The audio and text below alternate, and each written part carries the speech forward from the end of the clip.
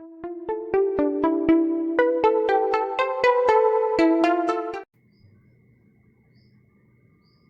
Students, कैसे हैं आप लोग। उम्मीद है अच्छे होंगे, लॉकडाउन का फ़ायदा उठा रहे होंगे और अपनी पढ़ाई अच्छे से कर रहे होंगे। तो आज के एमसीक्यूज डिस्कस करने से पहले अगर आप चैनल पर नए हैं तो प्लीज़ लाइक करें, शेयर करें एंड सब्सक्राइब करें। और अगर आप हमारे व्हाट्सएप ग्रुप से जुड़ना चाहते हैं तो डिस्क्रिप्शन लिंक में जुड़ लें, वहाँ से आप टेलीग्राम से भी जुड़ सकते हैं। और आपको नोट्स की PDF चाहिए तो वो भी आपको डिस्क्रिप्शन लिंक में मिल जाएगी। तो स्टार्ट करते हैं। फर्स्ट क्वेश्चन कि 23 मई को विश्व में कौन सा दिवस मनाया गया। तो ये मनाया गया विश्व कछुआ दिवस। इसके तहत 23 मई को विश्व भर में विश्व कछुआ दिवस यानी वर्ल्ड टर्टल डे मनाया जाता है। यह दिवस कछुओं के संरक्षण की ओर लोगों को आकर्षित करने एवं प्रयासों को प्रोत्साहित करता है। और इसकी शुरुआत 1990 में कछुओं की प्रजातियों को बचाने और उनकी रक्षा हेतु गैर लाभकारी संगठन अमेरिका टॉर्टाइज रेस्क्यू यानी ATR अमेरिका टॉर्टाइज रेस्क्यू की स्थापना की गई थी। इसकी स्थापना विश्व में मौजूद कछुओं की रक्षा करने के लिए लोगों की मदद करने के उद्देश्य से की गई थी। अगले प्रश्न पे चलते हैं कि नंबर 2, सुकून कोविड-19 बीट द स्ट्रेट किस राज्य द्वारा शुरू की गई है। ऑप्शंस हैं A राजस्थान, उत्तर प्रदेश, दिल्ली, जम्मू कश्मीर। इसका सही उत्तर है ऑप्शन D जम्मू कश्मीर। इसके तहत सूचना और जनसंपर्क विभाग जम्मू और कश्मीर ने सुकून कोविड-19 बीट द स्ट्रेट पहल शुरू की है। लॉकडाउन के मनोवैज्ञानिक प्रभाव के बारे में जागरूकता बढ़ाने और उन्हें दूर करने के कदमों के लिए यह पहल शुरू की गई है। इस पहल में एक कार्यक्रम का प्रसारण शामिल है जिसे हर मंगलवार को दूरदर्शन काशीर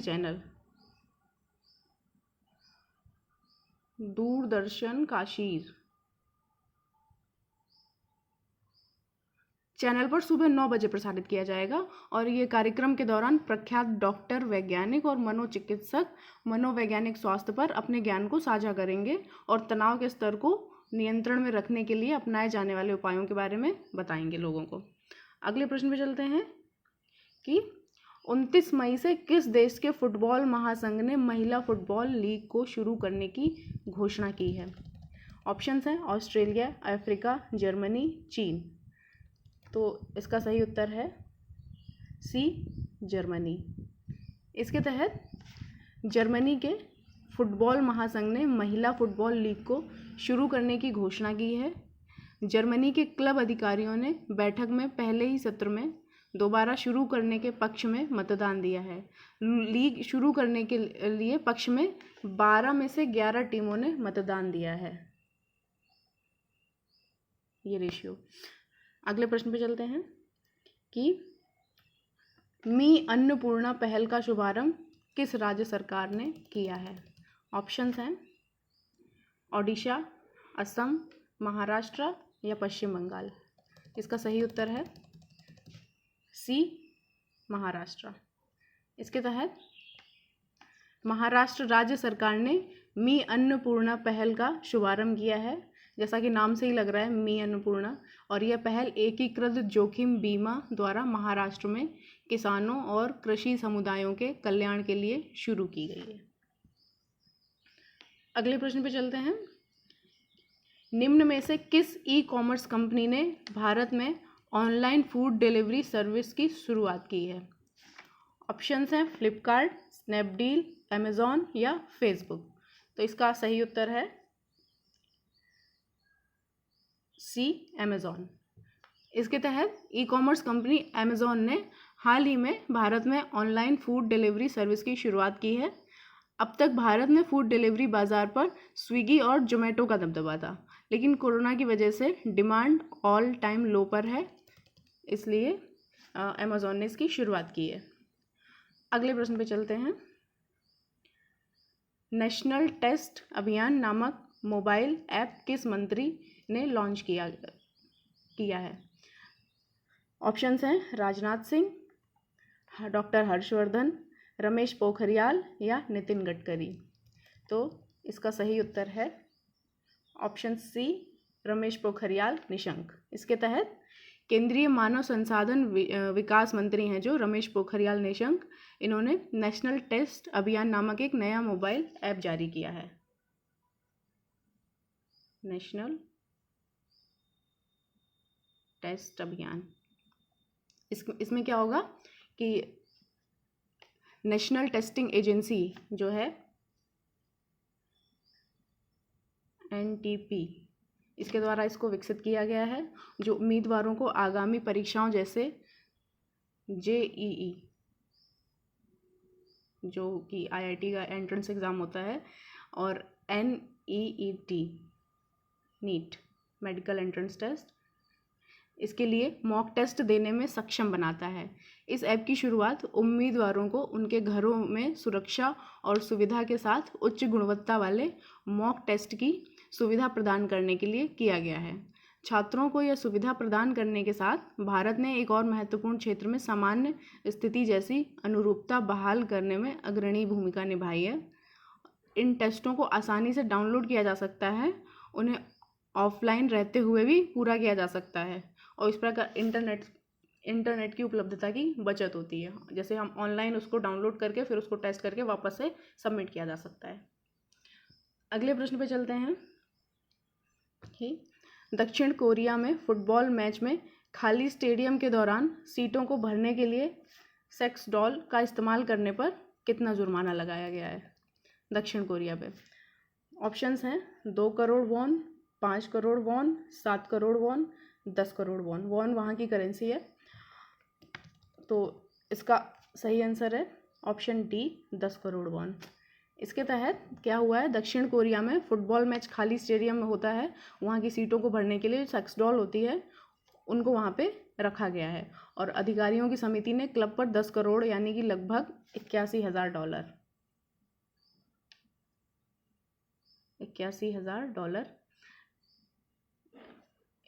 यानी इंडियन करेंसी में 62,17,000 रुपये का जुर्माना लगाया है। लीग के अधिकारियों ने कहा है कि ऐसा करके फुटबॉल क्लब ने महिला प्रशंसकों को अपमानित किया है। अगले प्रश्न पे चलते हैं। भारत सरकार ने किस देश के शरणार्थियों को 2 मिलियन का योगदान दिया है? ऑप्शंस हैं रूस, फिलिस्तीन, फ्रांस या अमेरिका। इसका सही उत्तर है ऑप्शन बी, फिलिस्तीन। इसके तहत भारत ने फिलिस्तीन शरणार्थियों के कल्याण के लिए काम करने वाली संयुक्त राष्ट्र राहत और निर्माण एजेंसी UNRWA, इसको 2 मिलियन अमेरिकी डॉलर की सहायता प्रदान की है। 2 मिलियन करीब $20 लाख इतने की सहायता प्रदान की है, और यह सहायता कोरोना वायरस की संकट की परिस्थितियों के दौरान शिक्षा, स्वास्थ्य सहित UNRWA के प्रमुख कार्यक्रमों और सेवाओं के लिए दी गई है। संयुक्त राष्ट्र राहत और निर्माण एजेंसी ने अपनी बुनियादी सेवाओं को संचालित करने के लिए भारत के समर्थन की सराहना की है। यह सहायता ऐसे समय की जा रही है जब पूरी दुनिया कोविड-19 महामारी द्वारा उत्पन्न चुनौतियों का सामना कर रही है, और महामारी की शुरुआत के बाद से जो एजेंसी फिलिस्तीन शरणार्थियों के लिए मध्य पूर्व में जीवन रक्षक और आवश्यक सेवाएं देने के लिए काम कर रही है, वह कमज़ोर आबादी को नकद और भोजन सहायता के लिए फंड के एक बड़े हिस्से का उपयोग करेगी। अगले प्रश्न पे चलते हैं कि डिजिटल इम्यूनिटी पासपोर्ट के परीक्षण की शुरुआत करने वाला पहला देश कौन सा है? ऑप्शंस हैं अमेरिका, एस्टोनिया, लेसोथो या स्पेन। तो इसका सही उत्तर है ऑप्शन बी, एस्टोनिया। इसके तहत एस्टोनिया कार्यस्थलों के लिए डिजिटल इम्यूनिटी पासपोर्ट के परीक्षण की शुरुआत करने वाला यह पहला देश है, और यह तकनीक एक टीम द्वारा निर्मित है जिसमें ग्लोबल टेक स्टार्टअप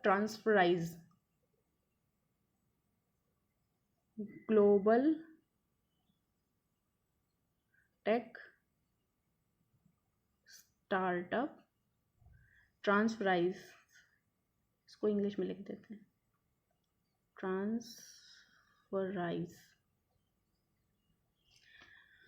और बोल्ट के संस्थापक शामिल हैं इसमें, प्लस बोल्ट। इन दोनों कंपनीज के संस्थापक शामिल हैं। कार्यस्थलों पर लोगों की सुरक्षित वापसी में सहायता करने के लिए इस पहल की शुरुआत की गई है। परीक्षण डेटा को एक डिजिटल इम्यूनिटी पासपोर्ट द्वारा एकत्र किया जाता है, जो एक अस्थायी QR कोड का उपयोग करके अपनी प्रतिरक्षा स्थिति को साझा करने की अनुमति देता है, जो एक डिजिटल प्रमाणीकरण के बाद उत्पन्न होता है। QR कोड को नियोक्ता की तरह तीसरे पक्ष के साथ साझा किया जा सकता है। अगले प्रश्न पे चलते हैं। हाल ही में किस राज्य में स्थित रेलवे कारखाने ने सबसे शक्तिशाली स्वदेशी निर्मित लोकोमोटिव का निर्माण किया है? ऑप्शंस हैं बिहार, महाराष्ट्र, उत्तर प्रदेश या दिल्ली। तो इसका सही उत्तर है ऑप्शन ए, बिहार।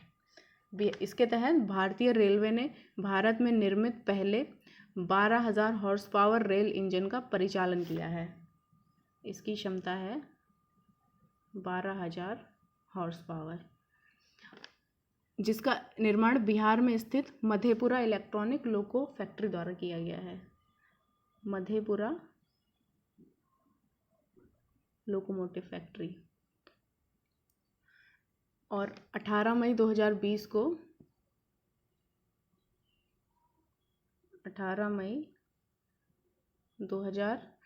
को पंडित दीनदयाल उपाध्याय जंक्शन स्टेशन से भारतीय रेल द्वारा इंजन का परिचालन किया गया है। स्टेशन है पंडित दीनदयाल उपाध्याय।